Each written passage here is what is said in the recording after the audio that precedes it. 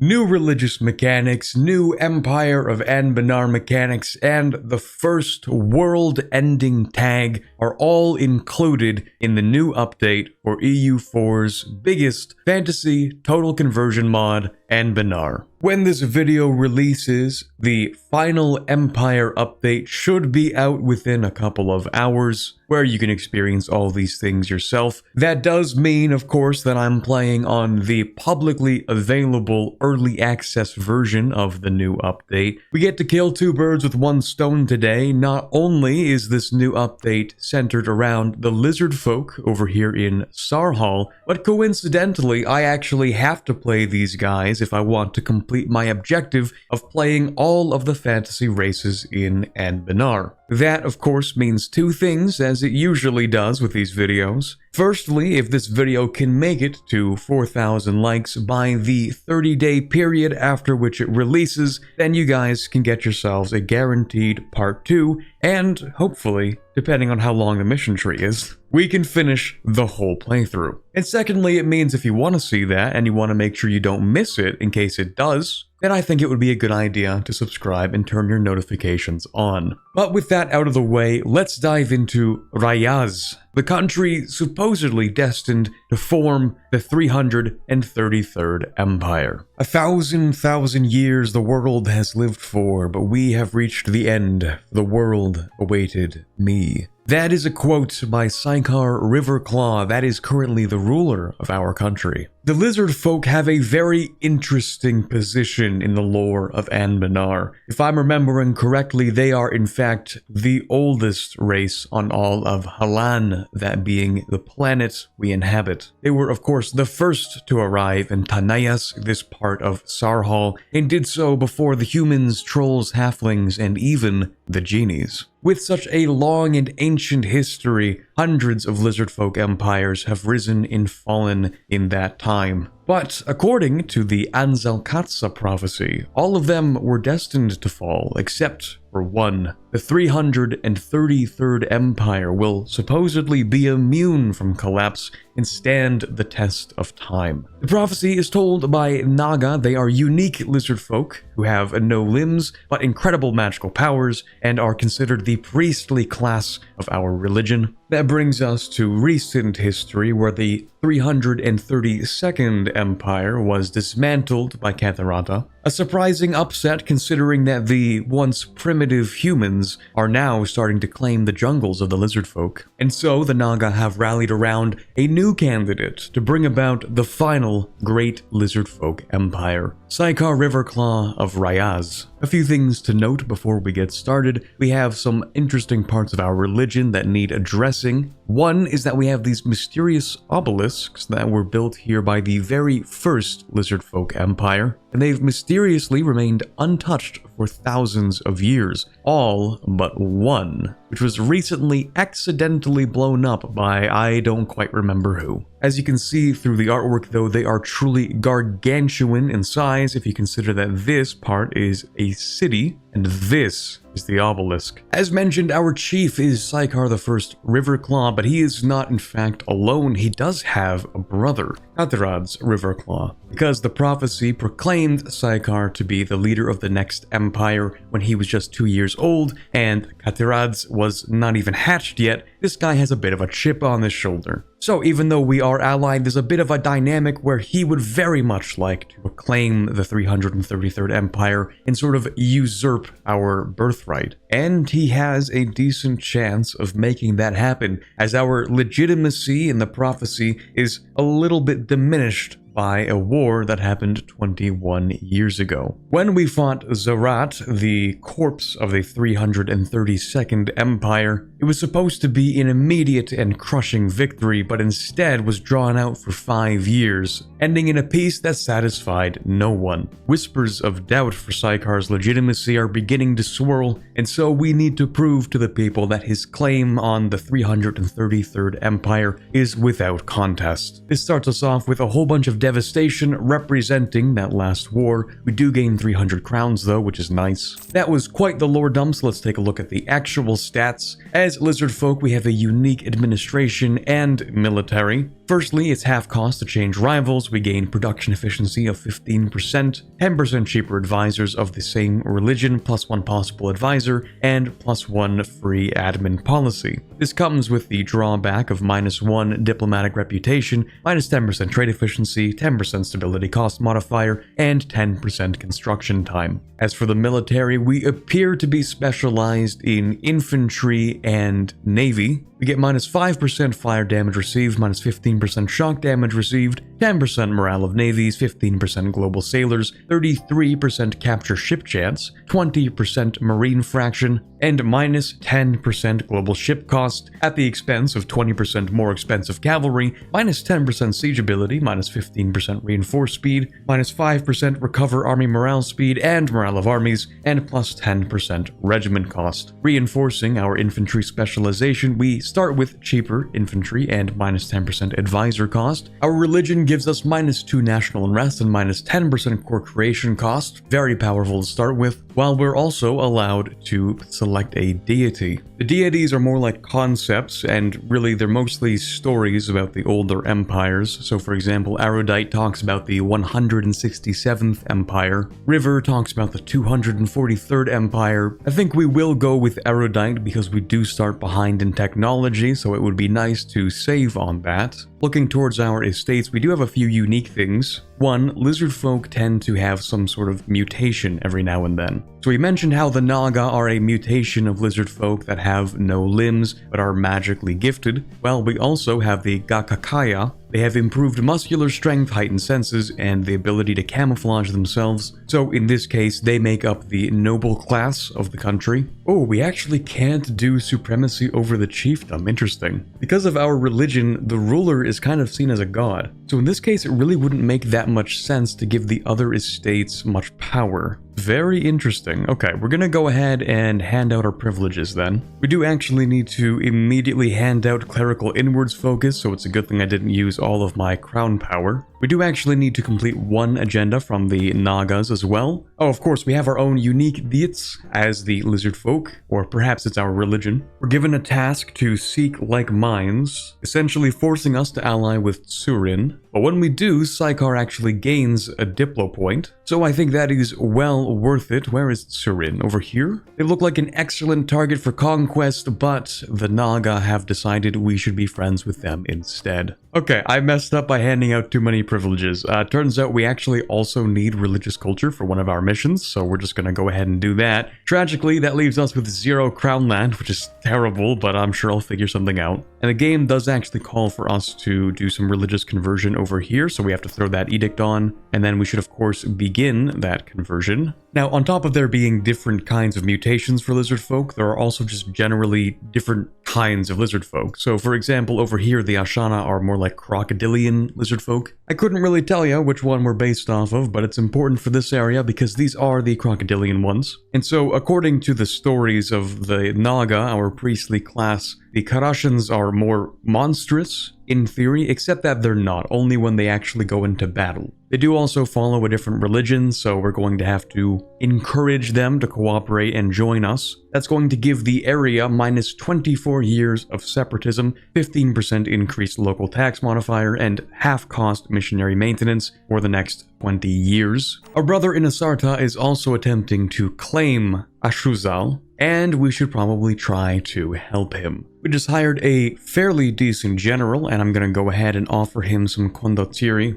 He is willing to pay up to a point. This seems pretty important. Kugra just got their independence from Karask a few decades ago, but they're looking at what's happening in Karask. Not quite sure what to do in terms of, like, their independence. Some of their factions think that their independence was a mistake, and so they should just fall in line under a more powerful empire. Of course, that means us, according to one of the factions at play. But we're going to wait and see what happens with the war between Asarta and Karask first. Once the war between Asarta and Karask is over, the city-state might submit to one of their powerful neighbors in exchange for support. If that isn't us, then we will actually seize any of their provinces that we have a claim on. So right now, that's just these two, but we'll see what happens. And at this point, actually, I've changed my mind. I think I will go ahead and just embrace the institution right now. Now, Kathirad's is very passionate and confident, brash even, and perhaps even overconfident, and so the Naga overlooked him in favor of Saikar. But still, of course, he's doing quite well, keeping the human frontier under control, now fighting his former employers to try and capture the Spire. And if he succeeds, that will give us the opportunity to get rid of the Empire of Karask. And of course, we can't just allow our sibling to embarrass himself in front of the whole continent. And so we get a couple permanent claims, we get 20 prestige, we gain 200 splendor because we're sending condottieri, and for the next 20 years we have 20% cheaper mercenaries. By allying this small country over here, we can complete those who come to us. Saikar does not rule in such a way where his tribe dominates over all the others. Instead, he prefers to foster a partnership with the other Lizardfolk, naturally united through their religion and their perception of him as a god, plus the whole prophecy thing. That does make it a little bit easier. Speaking of which, if we can convince the other tribes outside of our borders to at least help us in some way, or to, at the very minimum, spread a good word of mouth, then we can improve our legitimacy to the rest of the Lizardfolk, until eventually it only makes sense for them to join us. So we lose our strong duchy's privilege and the clerical inward focus, and instead we get the delegates of the prophecy. It has a whole list of modifiers, but to start with, it gives the Nagas 20% influence and 10% loyalty equilibrium. It also makes them exempt from seizing land. On top of that, it scales with influence and loyalty. The loyalty determines which effects we get, either minus 30% liberty, desire, and subjects, minus 15%, or plus 30%. That, of course, scales with their influence. On top of that, we do get reduced monthly war exhaustion and plus 3 diplomatic relations. We should be able to win this fairly easily. Yeah, not a problem at all. If you think about it, that should really just improve our claim, but whatever. There you go, dear brother. Instant victory, light work, no reaction. You're welcome. Okay, yeah, it's a little bit awkward with the way that this has turned out just because this was occupied by somebody else, but Sculptors of Fate take new land, that's great. We're now ascended in the Clash of Schools. It actually boosts our doctrine, giving us 7.5% morale of armies, rather than the default, I think it was 5%. In any case, Kugra has submitted to us. Other powers have decided to take their claims, just as we were going to, of course, but then they become our subject. So I think what's supposed to happen here is that Asarta and Karshir partition Karask, but EU4 mechanics, they just went ahead and occupied this, which created a problem. So I think I'm just gonna quickly solve that. I was able to peacefully offer vassalization to Golki, and I can actually also do that to Tsurin. There we go, we have 4 vassals now, very nice. Ooh, a free stability. I would love one of those right now. We can now pick up our 3rd military tech, and I'm just going to quickly actually take out a few loans from the merchant guilds, because we are going to need them. But we have now completed this mission, the legacy of past war. Zygar's beginning to understand why the war with Zerat ended in a stalemate. Their armies are simply more disciplined, their administration is superior, they have a proper chain of command, as well as supply chains and elite units. Whereas our army is nothing but a roaming warband.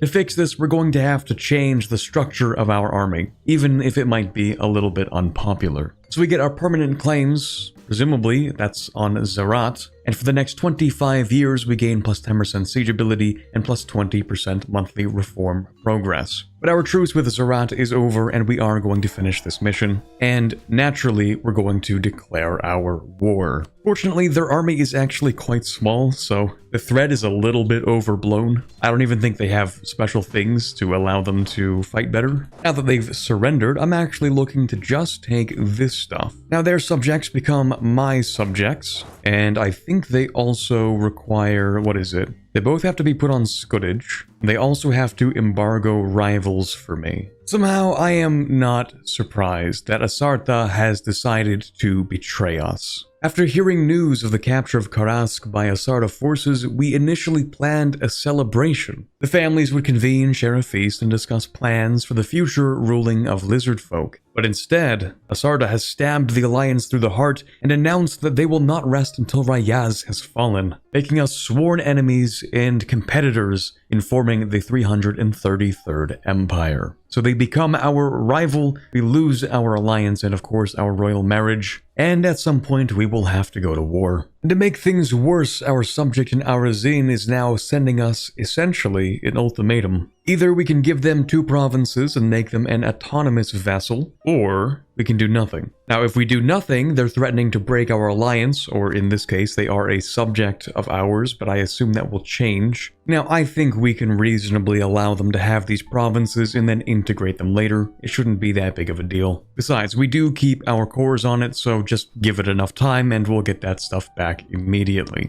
By reducing autonomy and incorporating these new lands, we have grown strong enough to reduce the liberty desire of our new subjects, and that will allow us to finish our new mission. Zerat, as an empire of Lizardfolk, had failed. Their internal divides allowed the humans and the Ashana, those being the crocodilians, to ravage Tanayas. It was also their fault that the Lizardfolk lost 2 spires to foreigners. We will burn their portraits, execute the court, and what's left of their estates and resources will be dispersed to improve the lives of the common folk. There will be no place for greed, decadence, and corruption in the final empire. Zerat loses 12 total development, most of which is dispersed to 3 other cities. Those cities will also gain 25 support for the Renaissance, and we get a whole lot of permanent claims as well as an event. You know, on second thought, I'm realizing now that these subjects actually have cores on all of the stuff that I just conquered, so I could have just given it to them. That is, if I wanted to go with the top option here. See, these 2 vassals are just bulwark states, mostly buffers to try and protect the mainland. They are offering us their loyalty and help in pacifying their more rebellious kin in exchange for a great deal of autonomy on their lands, and I could simply refuse their services to gain 2 inflation, 50 devastation in a particular province. And then we get a whole bunch of separatists, and we will annex both of our subjects for 100 diplo power. They will lose their cores and their provinces will be converted. However, I could instead decide to give them some autonomy. We will lose 30 years of separatism in all of these areas in exchange for them getting approximately 50 years of increased minimum local autonomy, just 20, so it's not the end of the world. But the thing I really care about is that we're going to lose the Gakakaya reform from the Ankashi, that's our nobility, and we will instead get it back, but with double the bonuses. Considering that's another minus 5% development cost and 5% trade efficiency, I kinda like that idea. I suspect I can also turn Arazin back into a regular vassal at this point. They'll gain 65 liberty desire, and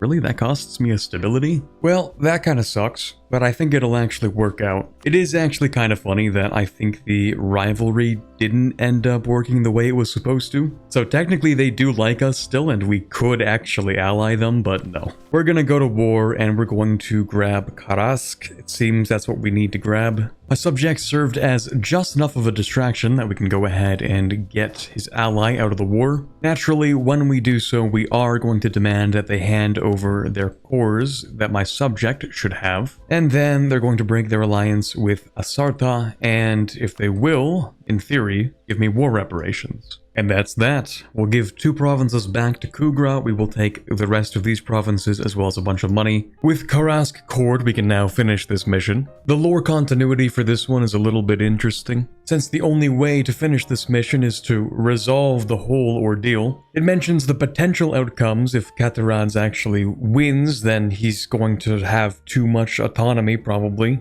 His victory will give him too much power, and he will probably reject whatever station we will give him in exchange for giving up his territory. On the other hand, if Karask wins, they would equally be a problem for us. However, we know that Kataradz won, and despite Psyker's desire for things to be easier no matter what happens, we know that things only got worse. Anyway, we gained 22 ducats of loot from Karask, as well as an additional 100 crowns, 25 of each point. Fortunately, Asarta did not fail to conquer Karask, so that event will still fire at some point. And because Arazin exists, we'll get a 75% cheaper Theologian. Of course, we're going to bump them up to level 3 and maybe level 4, possibly. Now, despite Psyker actually being the chosen one, supposedly, that doesn't mean that he's immortal, nor is he invulnerable. And just like all other lizard folk, he can die pretty easily. I mean, it would be nice if he lived longer, but ultimately the prophecy can easily shift to our new heir. Now, Psyker does leave a letter for his heir. You can pause to read that if you like, but it talks mostly about how important the Naga are, how he must be loyal to them, and if he's not, then they will erase the names of him and his children from history. So gain the respect of the Naga, befriend them, succeed in that, and then things should be fine. But for the next year, we mourn Psykar's death, giving us +1 stability hit to declaring war. Oh, well,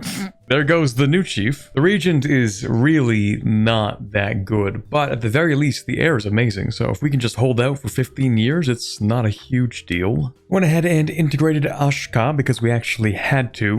First, because I wanted to have over 300 development for this mission. Also, secondly, so that we can upgrade ourselves to a kingdom. And then thirdly, because in order for us to grant the estate privilege Thanats, which is this one over here, we actually had to own this province directly. This mission, we just had to build a couple of temples and move some infantry around. As the community gives to Zykar, Zykar gives back to his community using his military success. Zykar is of course dead, but let's not worry about that. The point is, loyalty is something that must be nourished through acts of unprompted kindness, and so using his veterans from the previous wars, he will send soldiers back to their communities to serve in his name for the public cause, building roads, houses, and performing all of the hard tasks that experience in the warband can help with. Each of the provinces that fulfill the requirements will delete their 4 infantry units and they will gain 4 development, that's 2 tax, 1 production, and 1 manpower. Since I decided to integrate one of my subjects ahead of time, instead of getting the diplomatic reputation, we will instead get the manpower recovery speed for 25 years, and of course either way that also comes with improved relations. I think for our first age ability, we're looking for Justified Wars to reduce that aggressive expansion. It's not too bad at the moment, but I could easily see it getting a lot worse soon. I'm gonna integrate Surin as well. And then I do have my claims over here that I would like to enforce. That's gonna bring in Yasa and Karshir. Totally fine with me. We do have a slight technology advantage, which is allowing us to win this without much of an issue. Of course, we're mostly looking for money and prestige from this war, because I'm a little bit broke. Really wish Karshir was willing to break that one alliance. Not even 32%. I guess we're just gonna sit here and occupy this stuff for the time being. Actually, I don't have any issue with selling some titles right now, because I have somewhat of a plan. Surprisingly, I am not going to use that to clear my loans, even though I have a lot of them. Instead, I have a bunch of things I have to build, like another marketplace in here. Actually, I guess I could build a couple of galleys now, couldn't I? There we go, they took the bait after I lowered my morale, and that is not a stack wipe, but this should be. Oh, never mind, they lost that battle.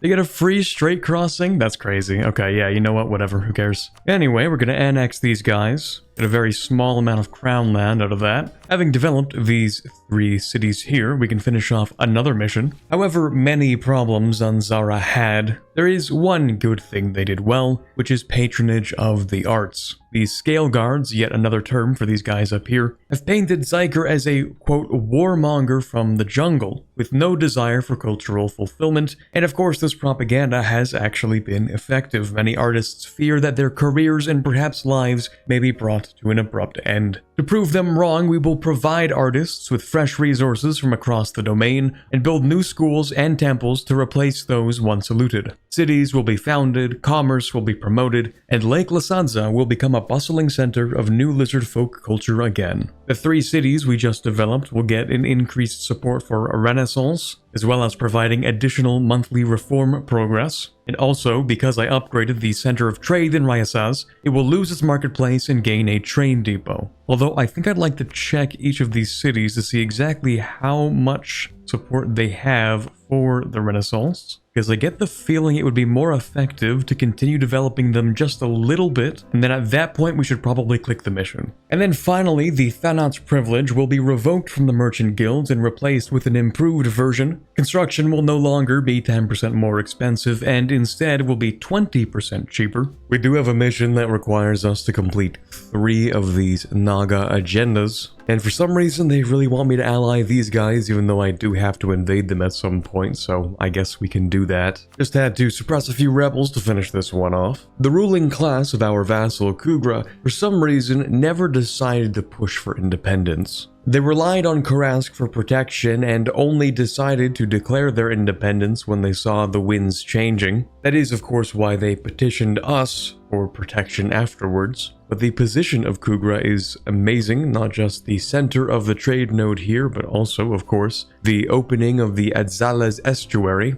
And on top of that, the ruling class is friendly to us and more than willing to be our subject. What more could you really ask for? 12 development will be siphoned from Karask, and only 9 of it will be delivered to Kugra. Kugra will also additionally gain 25% trade value for the rest of the game. We should now be ready to go to war with Zatsuti. I thought about it, and the Renaissance is going to take a really long time to spread, so I might as well just embrace it right now. Well, okay, apparently that gives us a whole event here. The main point was just to get this next tech. That's kind of it. And then also, of course, we do want Tech 6 as soon as possible. Rediscovering old works is certainly not a foreign idea, of course, especially not to a civilization as old as the Lizardfolk. But this new renaissance has led to an intensification of the study of our ancient writers and theorists. And with the wise knowledge of their predecessors, all Lizardfolk will be better prepared for the 333rd Empire to arrive. This does unfortunately weaken our position in the Clash of Schools, although not substantially.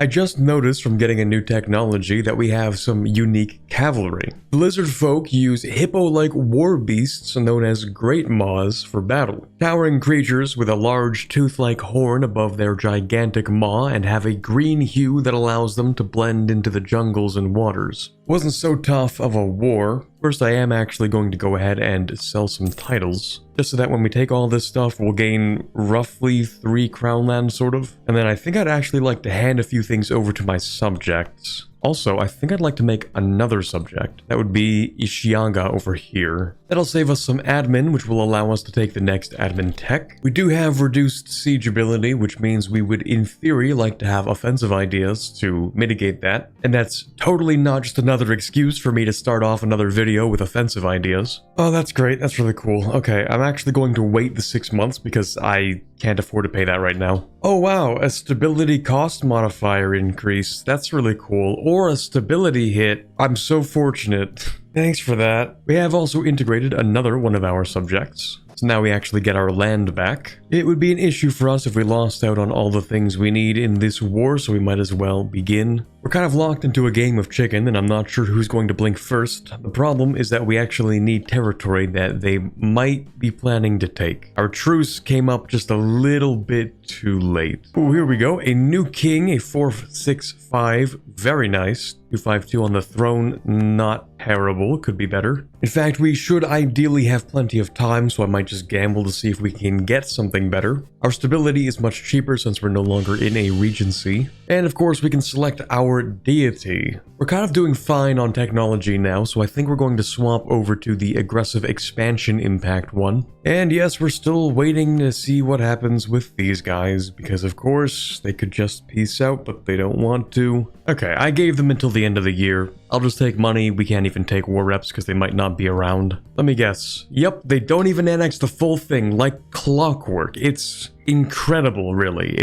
I don't even know what to say to that. God forbid we let the player take 1 additional province they need for a mission. That would be too easy. New heir, slightly better than the last one. Fortunately, it looks like Zulbur is having a horrendous time being invaded by Yezel Mora. These guys are the swamp trolls. They're also a horde and extremely powerful, which doesn't bode well for us in the future, but at least for now, we shouldn't have too many problems. We'll go with a quick little reconquest. I have a bit of a plan that I'm crafting in the background, which does require me to invade this guy as well. So first I'm going to hand all this stuff over to my subject, Golki, and then I think we'll go with war reps, all these provinces. Of course, we'll return these cores here. Should be everything we need. Now, I don't actually really want to core this stuff, so we're going to hand it off to our subject. I don't even think I've mentioned the reforms yet. I mean, first of all, we do have our own unique one, the Lizardfolk Tribal clerical administration, +2 tolerance of the true faith, -20% unjustified demands, and +10% Naga influence. And now I think I'm going to go with environmental protection charms for the -15% land attrition. That's because if you look at our casualties, we have more than double our battle casualties in attrition alone. And that makes a lot of sense considering every single province in this area gets +2 attrition for enemies from being tropical, and it also gets -30% supply limit. We can pick up our next idea group, and right now I'm really just trying to take a look at the synergy we have with our ideas. It doesn't seem like a terrible idea to focus on vassals, actually. Since we do of course get another -15% Diplo Annex cost if we decide to stack that with influence and admin ideas, that should get us down to -55% cost, which is not too bad. Oh, okay, yeah, no, I don't know how I didn't expect that. That actually makes a lot of sense. Yeah, okay, I don't have any allies, and of course I wouldn't have allies, because like, yeah, no, that makes a lot of sense actually. This ought to be fun. Okay, is there anything I can do right now? I could try to hire a new general and see if they're any good. We do of course have the +1 shock, which could be something. Okay, let's see what we can do. Ooh, I like that guy. We can work with that. Tragically, they will actually grab this fort before we attack them, but we should be able to win and take it back within 2 months, in theory. Yes, of course that's going to actually start a coalition against me. Very cool, very funny. Anyway, we do have Tech 7 while these guys have Tech 6, so in theory, it is, I don't know if I'm gonna say winnable, but less losable than you'd think. So the good thing about losing that fort at the start of the month is that whenever you get that first siege tick, the garrison always depletes by 1, and if you have less than 100 garrison in a fort, then you can take it immediately. Of course, we are going to scorch that, and as long as we just sit here and bait them in, there shouldn't be any issues. I was gonna say, oh, I just need to get these guys to lock in, and now they have like 50,000 people. That's kind of a problem. We also have about 50,000 people. I just don't trust that we're gonna win that fight. I don't know, we'll see. At the very least, we can ask the mages to cast a ward for us. I will be very happy if we can bleed them out on this province. Oh, never mind. They get minus, what is that? 76% attrition? No, that's cool. That's really cool. All right. Yeah. All right. Okay. New plan. So basically, we're just going to go in with everything we have. If our allies help us, we'll have a total of 67,000 men. We're also on Tech 7. They're on Tech 6. Actually, how much discipline do you have? Not the finest way we could have fought this war, but that's life. Okay, we have our show superiority, at least we should. So we're actually just gonna sit back and not move into here, because it is so bad to fight these guys. Oh boy, I sure wish I had subjects that would help me move into this battle sooner. That would be really, really cool. Okay, well on the bright side, we do get to like stack wipe whoever comes next. Okay, these deets are getting a little bit crazy. 4 manufactories. I'm not doing all that. Gonna quickly bait them in there so that we can move our troops in and hopefully get one final decisive battle. Anyway, we do get a clean battle there. We should get a second one actually. Although, yeah, hold on a second. This guy's actually not moving. He's never going to get here. Look at that. 0% movement speed. How does this work? Anyway, I'm willing to call that a textbook defense. Things are looking really good for us. I don't care much for that guarantee. Yezelmora has a weird sort of mechanic where they're just going to blob out and then contract back into the swamp. So I don't think they're going to keep that guarantee for very long. I'm pretty satisfied with my war reparations and maximum money. As it turns out, war is very profitable. In fact, we can use that money to pay off our 1% loans and then take them back out because they will be at least 60 ducats larger. Sell these titles. Take some land back, of course, to get ourselves above 10% crown land, and now we have a ton of money. There we go. Now we're only paying 1 per month in interest. That's a massive income boost. Finally, we can finish what should have been done a while ago. Anyway, we now control every province of the Araskai Lizardfolk culture. Most of the ancient emperors were from the cities, whereas Saikar was from a single measly tribe. And because of this, Saikar and his descendants would prefer to elevate the tribes,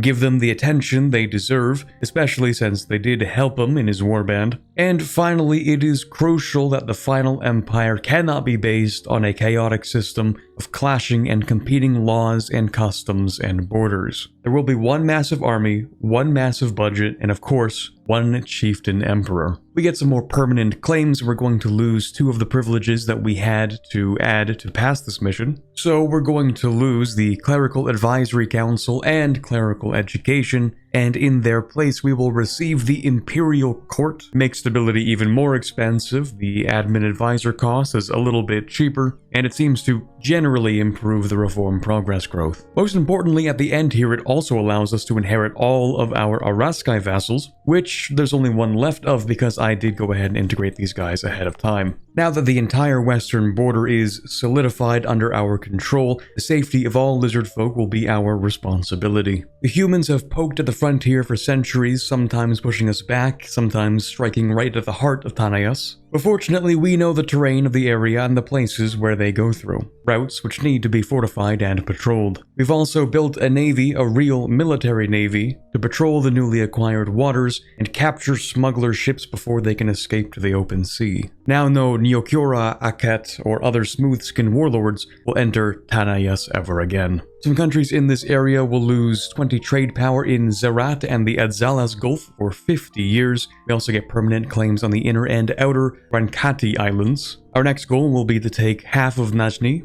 Anyway, that does put us to war with Zulbur again, who did just gain a few provinces back. As I mentioned, Yezelmora does retreat back into the swamp every now and then. That is part of their mechanics. So Zulbur does get quite a few of their provinces back. That being said, we do actually have to deal with Zulbur at some point. Coven's Bargain. I'm gonna be honest, I feel like this is a horrible idea. Every province gets minus 20% autonomy, and for the next 5 years we get minus 0.5 monthly autonomy. That would be really, really useful right now, which is why I'm not going to take it, because I am not taking this bargain with a coven. It's a little bit too helpful to be free. On the other hand, nothing ventured, nothing gained. How bad could it possibly be? Surely if I just ask for money and war reps, they won't get completely annexed by the time the truce is up, right? Surely. As for Najni, I'm going to take all this. And then I would really like to threaten this guy for one province, but he's not going to give it to me. So we're going to have to build a navy, but we can't do that because we don't have the naval force limit for that. So we're going to have to get more naval force limit by invading this guy, because we can invade him. We've built up quite the impressive navy with 3 heavies and 15 galleys. It should probably be good enough. Of course.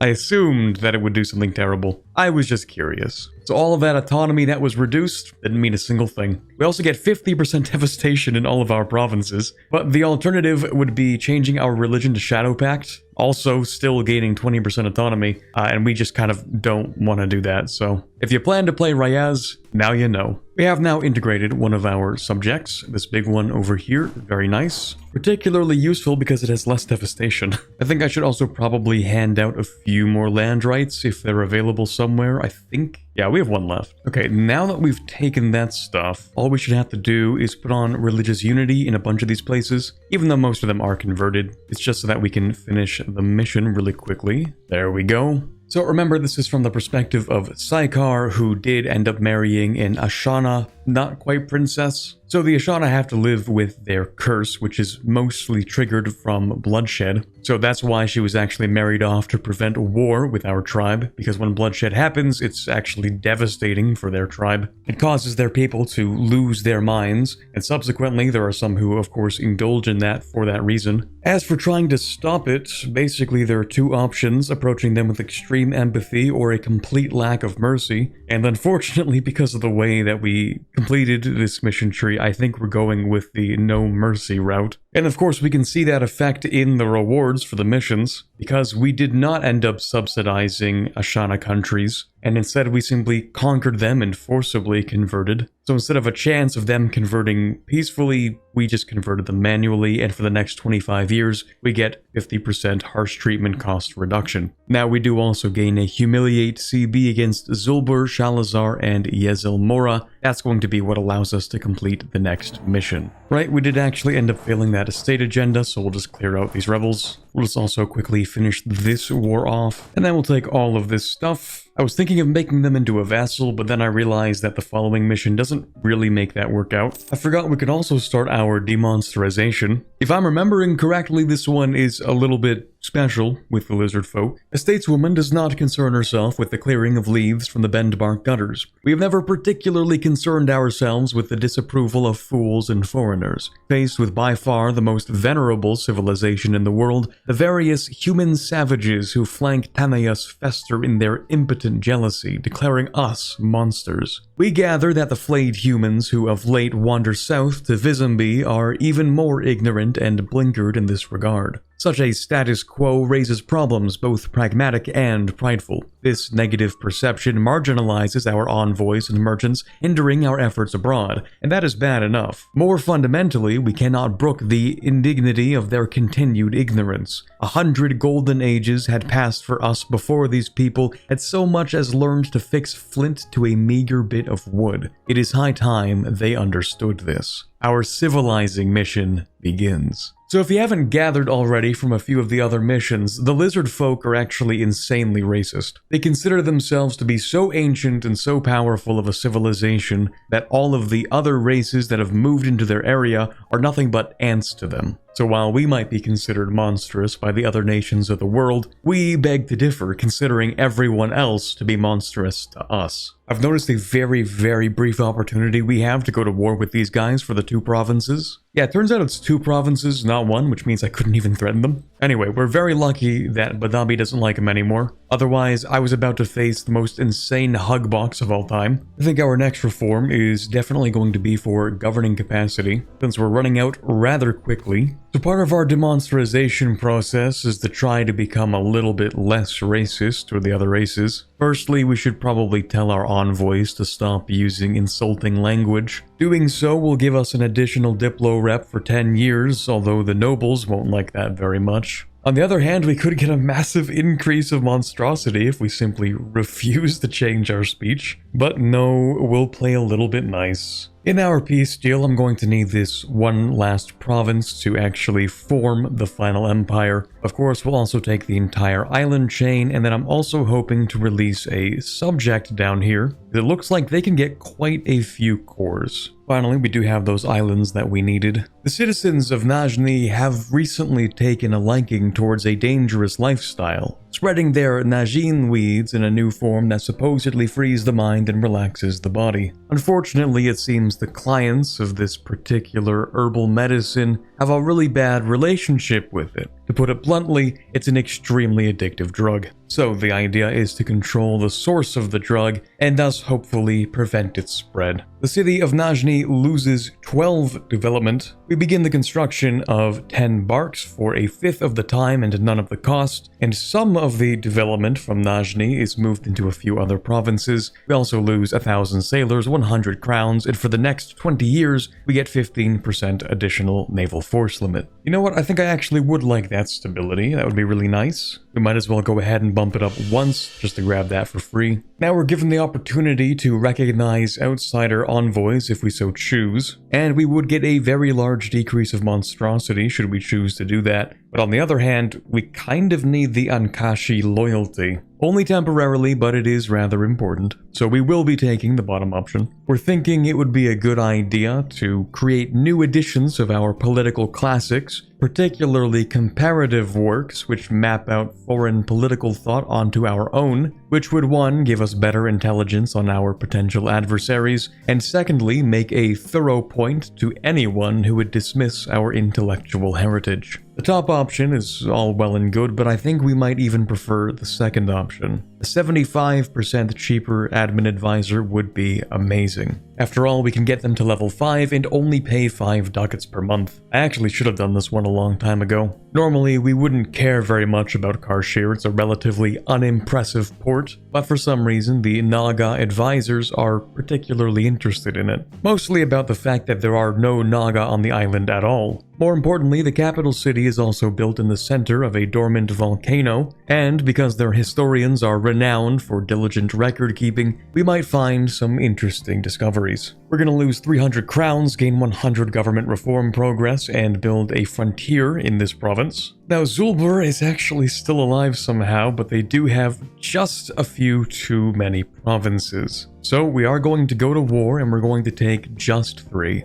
Okay, now we just need to get the Ankashi and the merchant guilds to greater than 60 loyalty, Should be simple enough, just summon the Diet. Oh, that one's much easier. Why didn't I get that one last time? If you remember Shalazar, we fought them pretty early on. Apparently, they were ruled by a prodigious Naga king, which is surprising considering usually they make up a priestly class. And to make matters worse, apparently the Zulber tribe stands as a behemoth across the Ashana, a direct challenge to our efforts to bring those of the accursed blood back to the Anzalkatsa faithful. Having defeated them, we've made our claim to the final empire absolute. So we're going to once again upgrade the Naga privilege for, well, the Nagas, which will unfortunately cost 3 stability, of course it will. But it removes the technology cost penalty, it makes advisors 10% cheaper, doubles the tolerance of the true faith effect, but does make stability even more expensive. We can apparently also get 50 Diplo power and 5 prestige for every Ashana culture vassal converted to Anzalkatsa. So you know what I might do, because I was planning to do this anyway. Might actually release Ashakani? Oh, but you're Rada Lizardfolk. Okay, I guess it doesn't matter then. Still gonna release them. Oh, never mind. Okay, we actually don't lose the stability. Now, this last mission, kinda something. See, we have a lot of autonomy. An average of 42%. And we need to bring that down by 17%. And we can kind of do that, but it's not going to be enough, probably. We do have at least a handful of things we can do in the meantime. But remember, every time we go to war, it increases our autonomy. So we can't even go to war that much. We kinda just have to sit here for a while. Went ahead and completed the estate agenda, giving us an event. There's a bit of lore behind this one, but more importantly, the next test is going to be a lot harder. We get the opportunity to swap out his loose lips attribute for something else. Here's another demonsterization event. It describes how adaptive the Lizardfolk are. They can show profound biological changes within the span of only a few generations. And recently we've learned about a few Lizardfolk clans that have developed in such a way to allow them to speak other languages. The Lizardfolk, of course, do not have lips. So these new clans might give us an opportunity to expand our diplomacy. Now we can either spend a bunch of money in admin to get a massive decrease of monstrosity, or we can choose to spend even more money to get 50 years of minus 10% local dev cost in the capital. Now if this were across the whole country, I would obviously take this, but in one province, it's not exactly amazing. The bottom option would just give us tolerance to the true faith in exchange for a massive increase in monstrosity. We got very lucky that we had a few autonomy changes coming up, and we were able to bring the autonomy to just below 25%. On top of that, we do need a little bit more crown land, but that's not an issue because I do need to develop the next institution anyway, and we'll develop it in here. It's not ideal, but it could be worse. We'll get back to that when we have more points for it, but for now, we can finally complete our last mission. It was bound to come with or without me. Very poetic, considering Saikar would have had to live an additional, 70 years? He was already 40-something when we started, so he'd have to be well over 100 to actually finish this. Anyway, we become a monarchy and enact the Rak Nagayasur government reform. This lowers the requirement of removing the mutations by 1 stability. I'm sure we'll figure out what that means later. But it'll also disallow aristocratic ideas while allowing divine ideas, giving us 100 additional governing capacity, 20% additional national tax, and keeping the additional Naga influence. Now we get to choose where our new capital will be, and personally, I'm kinda liking the idea that we should move it near one of the spires. The image we have here of the massive obelisk in the background with the sprawling city, I really like that. Besides, it's a really nice location, putting it on the lake. In fact, we should probably develop the institution in here instead. There are a couple other good options. For example, this would give us 100 years of additional attrition for enemies. This would give us reduced advisor cost for 100 years. This would increase the center of trade in the province by 1. And this will give us minus 20% unjustified demands for 100 years. Before we enact our government reforms, I think it would be a good idea to finally form the 333rd Empire. But before we do that, there's just one little thing. I do want to integrate Kugra. If we change our national ideas and they don't include diplomatic annexation, then that's just gonna suck for no reason. We can at least wait 3 months. There we go. We are now an empire. We've gained our cultural union, of course. We get our new traditions and ambitions. I think I will take those because presumably they're going to be better. Yeah, that is significantly better. Infantry combat ability, province war score cost. Admin efficiency as the first idea is genuinely insane. Production efficiency, merchant guild, loyalty, equilibrium, national unrest, missionaries. Instruction cost, center of trade upgrade cost. 15% governing capacity. 15% fire damage received. Spy detection, yearly corruption, and then 3% missionary strength at the end. Yeah, they're a little bit better, I'd say. Just like just a touch. Oh yeah, we've also won the Clash of Schools. Fate is something solid. It is something anyone can influence through their words, deeds, and actions to bring fate closer or to push it away. It can be charted in the stars and its course brought closer. This belief has been proven correct as a follower of the Sculptors of Fate has founded the 333rd Empire. They have swept away the past of the 332nd Empire, tearing down its polities, institutions, and symbols, and replacing them with everything and anything new, be they homegrown ideas and practices or those adopted from abroad. Through this knowledge and new thinking, they have forged a path to the final empire. The fate that is left for those lizard folk who believed in the Sculptors of Being is to simply admit that they were wrong and embrace the beliefs of the Sculptors of Fate as that which has led to the 333rd Empire. Already, many scholars who swore by the belief are denouncing their writings extolling it, and some chiefs and rulers who followed it are clearing out any signs of the penultimate empire and replacing it with the new symbology of the 333rd. And everywhere, all believe that the 333rd Empire will now bring all lizard folk together and into the future. We now follow the Sculptors of Fate victorious, doubling the morale of armies effect of the base version, and naturally we have more missions. They may not look complete, I'm pretty sure they just have to add the artwork still, but it looks like all of these have complete lore, all of their effects, everything looks pretty complete. It just might look a little bit different when you guys play it yourself. But I think that's where we're going to end things for today. Thank you very much for watching. If you did enjoy today's video, leaving a like would be super appreciated. Don't forget about the like goal for a part 2 if that's what you're interested in. Of course, if it's your first time here and you aren't subscribed, then I'd really appreciate that as well. Or if it isn't your first time here, as for over half of you I know it isn't, then here's your friendly reminder. But for now, this is Corbett signing off, and as always, have a fantastic day. I'd like to give a big thank you to all the patrons for this month. All these people do get early access to videos for as low as $1, so I'd like to give a special shout out to those who decide to donate more than that. So thank you Erica, Baby Cow, Born to Dunk, Le Quebecer, Mikhail Sample, Nick Steffel, Princess Rhea, Hugh Brute, AG Forero, Ben Mottram, Quiet Guy, Rossette, Torvald, Ambient Cyan, Elysia Tutz, James Levy, Luke 78776, Stalin DLRP, and Robert.